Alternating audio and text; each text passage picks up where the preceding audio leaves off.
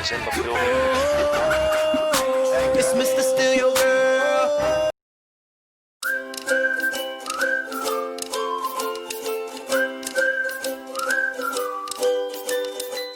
Hi everybody, how you doing? Welcome back to my YouTube channel. My name is Beth Atiavila, the African Storyteller. And I'm very excited to be here today. For all of you who have subscribed and have clicked on the notification bell, thank you very much. I love you. Thank you. Those of you who already haven't done that, kindly do so. I'd really appreciate it. Thank you. All right. Today we're going to be talking about something that is painful for most people that it affects, and that is visa denial. It is not a given that when you apply for a visa, and especially when you come from certain countries, that you're gonna get the visa. We get denied visas more than we get granted visas. So here's a little something for you, because I want you to be able to figure your stuff out so that when you show up and your visa gets denied, you're ready for it. Now, visa issuance and denials are based on many things. Passports. What passport do you hold? At this point, I think it's gone beyond race and other things and religions. Like, which passport do you hold? Some passports are more equal than others. And just having particular passports is going to help you travel through the world. Like the American passport. Ooh, that's the holy grail, honey. For people who love traveling, whose work depend on traveling, the American passport is probably one of the most powerful passports in the world. And I actually have this belief, and a lot of people I know have this, that sometimes you apply like for the American visa just so when you get it, other countries will trust to give you a visa. I know it is such a crappy philosophy, but it's true that when you have been granted the American visa, other countries kind of feel okay to give you a visa. So once you get it the first time, there's a higher chance that other countries are gonna give you a visa. And then it depends on diplomatic relations. How's your country, kind of have, what are the diplomatic relationships between my country and the country I'm trying to visit? Human psychology, instinct, and documentation. Just an array of things that we have very little control over. Now, there are so many effects of visa denial, including heartbreak, loss of opportunity, peacementation, just a lot of shit tied into that. And I find 3 typical reactions to visa denial. And the first reaction is always, officer, please, I need the visa. My whole life depends on it. My family, my lineage, my entire village. Do not do this. Please give me the visa. I promise I'll come back. I'm going to do what I said I'm gonna do. Please. It doesn't work. You're just gonna make a bill full of yourself and not get the visa anyway. But that's the typical reaction. Sometimes it's intended, sometimes it just gets out of you. You're just like so heartbroken, you don't know what to do about it. Second reaction is my favorite, and I hope I can afford this one in future, where you just like, bam, denied, you're not gonna get the visa. Excuse me? Did you say that I'm not gonna be able to travel to your country, that my visa has been denied? Oh, God. Yolanda, darling, it seems like the Americans are not gonna be granting me a visa. Could you call Felipe? Tell him I'm not gonna be able to make it to the Hamptons. And could you organize with the pilot so that I can get to Monaco as soon as possible? Change of plans, could you repack my suitcases? Thank you. And Yolanda, remind me to never ever have to deal with the American embassy again. All right? Somebody's head is gonna roll if I ever get myself in a situation like this again. Thank you. Have a good day, sir.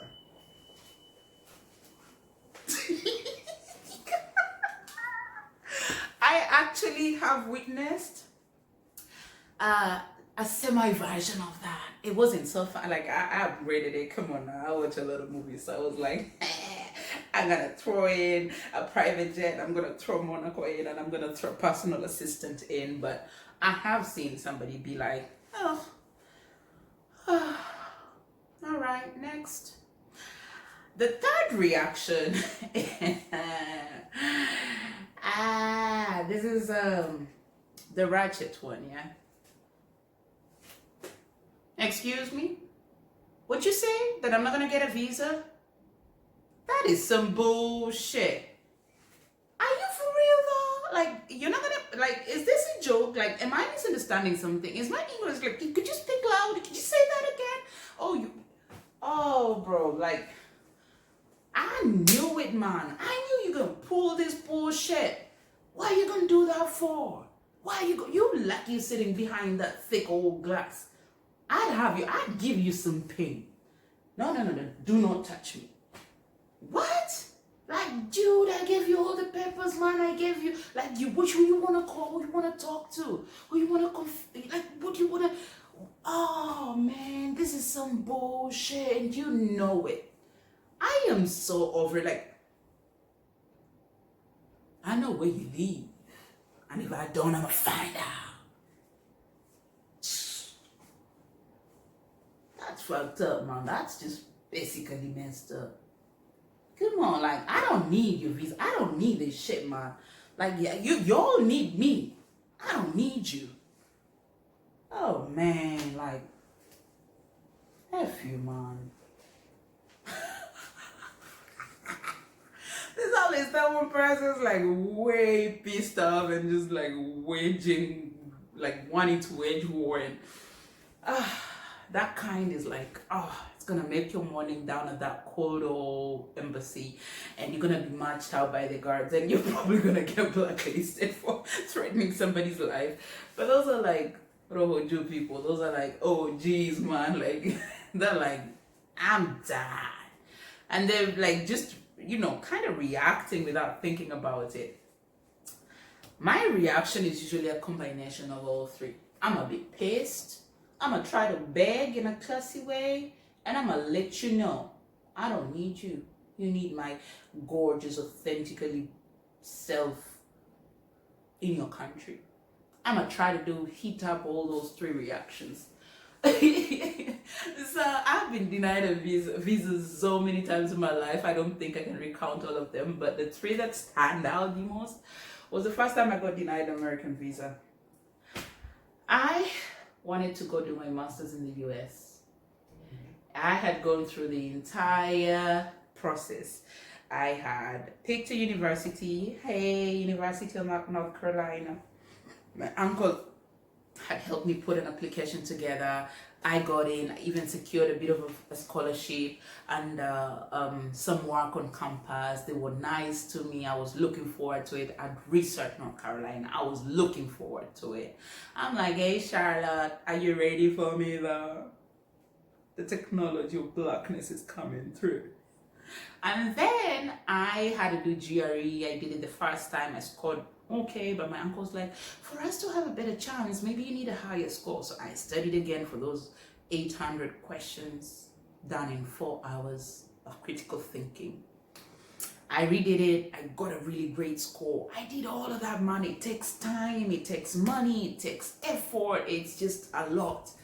I finally was like, okay, I got my shit together. I, applied, paid, showed up at that American embassy wearing my little blue tunic dress and my brown wedges. My hair was decent. I'm like, I'm a student, but I'm not trying to stay in America. Though I kind of was. But I was like, okay, coming through. Come with my big portfolio, with papers and documents and bank statements and college admissions and like just a lot of stuff. Pushed it under that glass window. I was like, good morning, sir. Yes, no, yeah, it's right there. It didn't take, it must have been like, it can't have been a minute. No. It can't have been a minute. That guy, bald-headed fool, raised his eyes to me, was like, I'm sorry, but we're not going to be able to grant you a visa. I didn't know what to say. Like, so much was riding on this. I was like, I'm sorry, like, everything is there. Like, what did I do wrong? Why are you denying me? It's like, I don't think you have to physically be here to do this course. You can do it online. I was like, but I applied. Like, you could have told me this 18 months ago, that I don't have to apply to show up, that I can do this online. Come on, man. Like, come on. He's like, nope, it's denied. I was like, all right. It's like,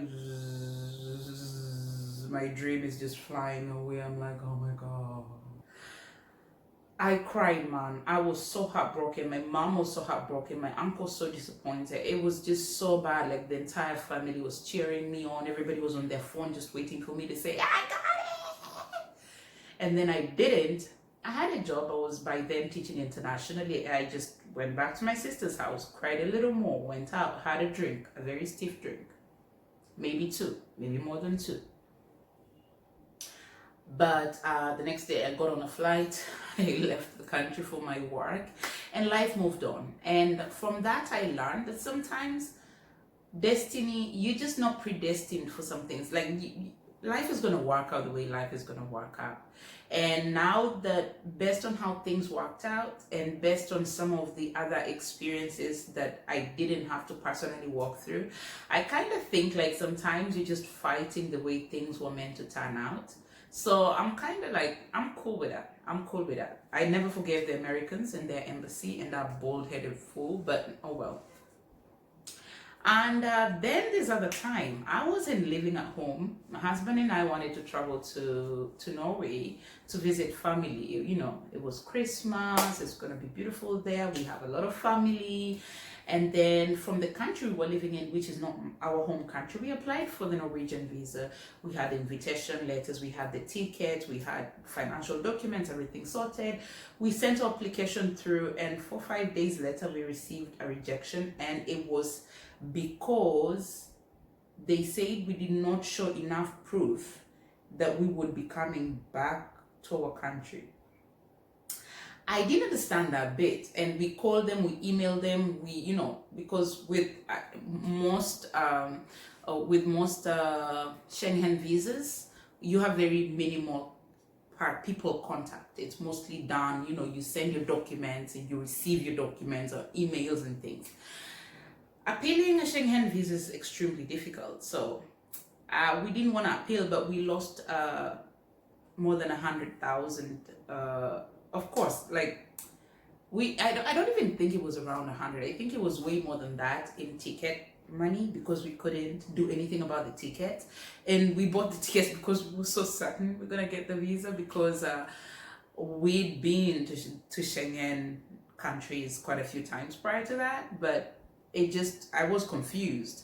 And then I felt really bad for my sisters-in-laws and my nieces and nephews, because they'd done so much to prepare for our arrival and we just didn't show up. What I learned from that is life is bullshit. It's full of bullshit. That's the lesson I got from that. It was like, there wasn't a lot of pain, but there was loss, financial loss, and there was disappointment, but nobody's heart got so badly crushed.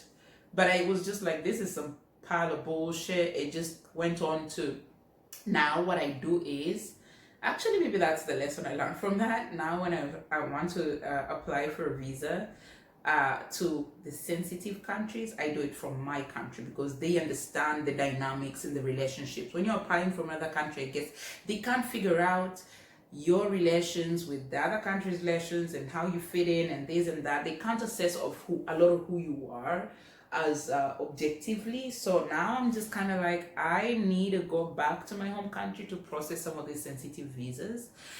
And then the third time that I was denied a visa presented the biggest lesson of my entire life.